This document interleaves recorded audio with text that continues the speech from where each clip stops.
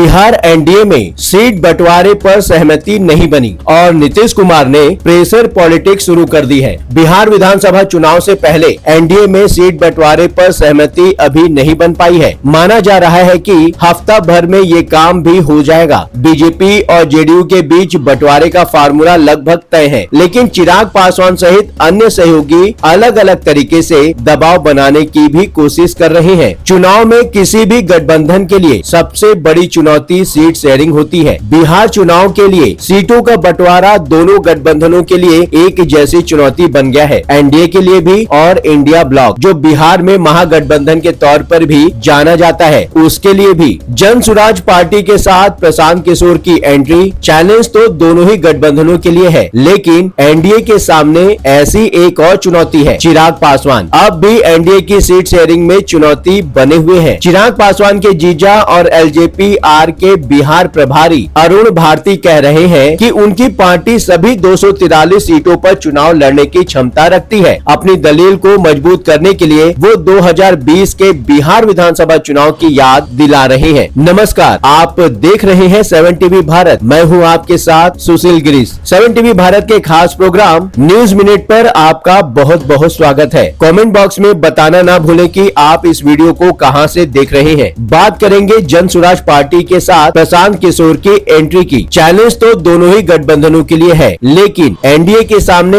ऐसी एक चुनौती है, चिराग पासवान। चिराग पासवान अब भी एनडीए की सीट शेयरिंग में चुनौती बने हुए हैं। चिराग पासवान के जीजा और एलजेपी आर के बिहार प्रभारी अरुण भारती कह रहे हैं कि उनकी पार्टी सभी 243 सीटों पर चुनाव लड़ने की क्षमता रखती है। अपनी दलील को मजबूत करने के लिए वो 2020 के बिहार विधानसभा चुनाव की याद दिला रहे हैं। बिहार से जो खबरें निकल कर आ रही है, मालूम होता है कि एनडीए में बीजेपी और नीतीश कुमार की पार्टी जेडीयू के बीच करीब करीब सहमति बन चुकी है और मामला सिर्फ बाकी दलों को लेकर फंसा है। एनडीए में बीजेपी, जेडीयू सहित सभी 5 राजनीतिक दल हैं। उन संभावनाओं से भी इनकार नहीं किया जा रहा है जिनमें ये नंबर घट या बढ़ भी सकता है। हो सकता है पिछले चुनाव की तरह किसी और को वाइल्ड कार्ड एंट्री देनी पड़े। जीतन राम मांझी और उपेंद्र कुशवाहा तो कम, लेकिन चिराग पासवान काफी दिनों से अलग अलग तरीके से दबाव बनाने की कोशिश भी कर रहे हैं, लेकिन वो ये भूल जाते हैं कि प्रेशर पॉलिटिक्स के असली खिलाड़ी तो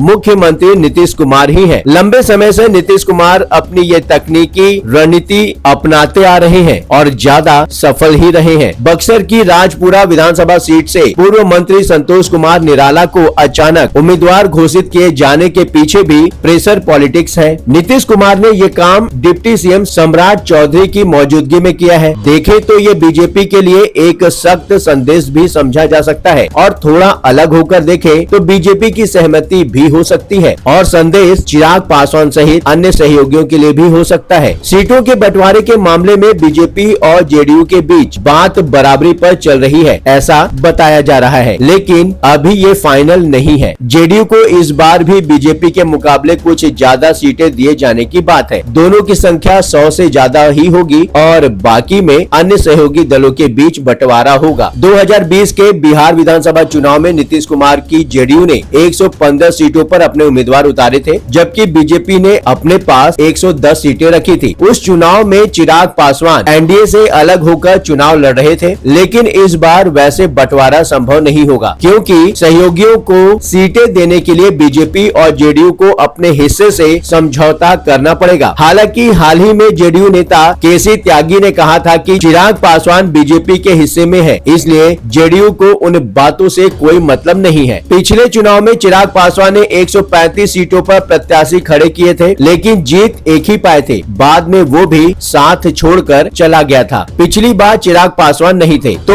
वीआईपी वाले मुकेश सहनी थे, जो फिलहाल आरजेडी और कांग्रेस के साथ महागठबंधन में है। सुनने में आया है कि अकेले चिराग पासवान ही 40 सीटें चाहते हैं, जो किसी भी सूरत में संभव नहीं लगता, क्योंकि कतार में जीतन राम मांझी और उपेंद्र कुशवाहा भी तो है। और अगर पिछली बार की तरह अचानक से मुकेश सहनी एनडीए में दाखिला ले लिए तो क्या होगा? वाइल्ड कार्ड एंट्री के लिए जगह तो बनाकर रखनी ही होगी। 2020 के बिहार विधानसभा चुनाव में चिराग पासवान की पार्टी को मटिहानी की सीट और 5.67% वोट मिले थे, लेकिन अब वो लोकसभा चुनाव के आधार पर विधानसभा सीटों पर दावेदारी पेश कर रहे हैं और उसी हिसाब से 40 सीटों पर दावा पेश कर रहे रही है। पिछले चुनाव में कम सीटों पर लड़ने के बावजूद बीजेपी को 74 विधानसभा सीटें मिली थी और महज 43 विधानसभा सीटें जीतकर भी नीतीश कुमार मुख्यमंत्री बने थे। जेडीयू का आरोप था कि चिराग पासवान की चुनावी रणनीति से उसे काफी बड़ा नुकसान हुआ था। नुकसान तो चिराग पासवान को भी हुआ था। बीजेपी ने अपनी तरफ से चिराग पासवान के नुकसान की भरपाई तो कर दी है, लेकिन बात तो तभी बनेगी जब चिराग पासवान भी ऐसा सोचते हो। बिहार विधानसभा चुनाव खत्म होने से लेकर 2024 के लोकसभा चुनाव होने तक चिराग पासवान ने जो दुर्दिन देखे थे